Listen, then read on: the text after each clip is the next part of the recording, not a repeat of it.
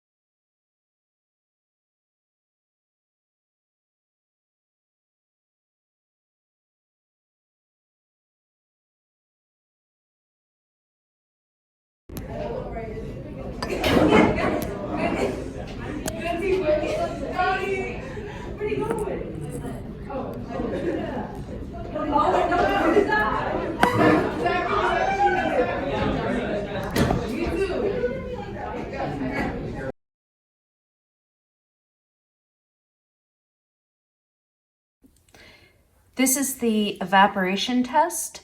So we have the 4 components: water, acetone, isopropyl alcohol, and glycerol. What this is a piece of green construction paper with a piece of waxed paper on top of it. Please remember that waxed paper is non-polar. So how the drop actually forms tells you something about the polarity of the molecule. Now, I do not have a dropper at home, so I'm having to do this in such a way that I am making bigger drops, so we may not get all the evaporation, so you need to keep an eye on the overall size. So this is the glycerol.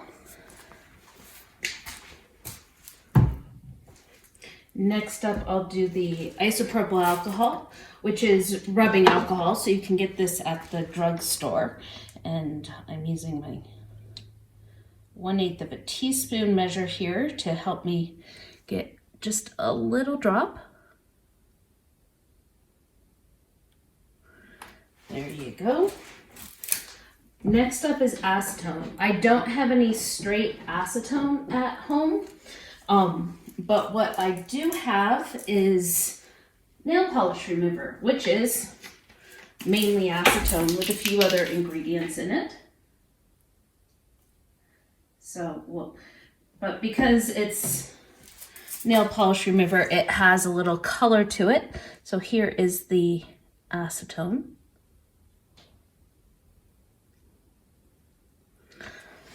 And then last up is some distilled water,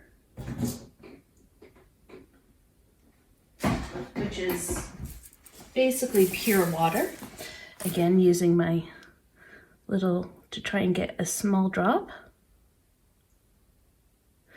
So now you need to observe these drops for about 5 minutes, and you can sit there and observe and watch for evaporation.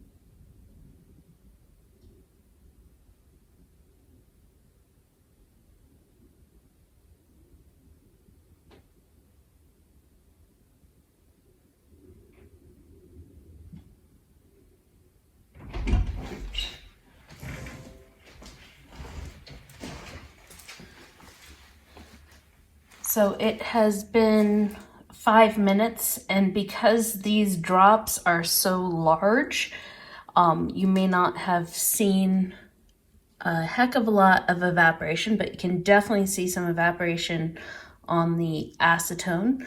And you can also see that the isopropyl alcohol is much smaller.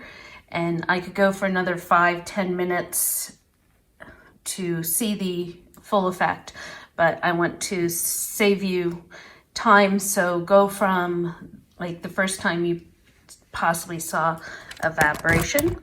Now I'm going to take this and bring it down like this so you can see how the glycerol versus the isopropyl alcohol versus the acetone versus the water stands up against that wax paper.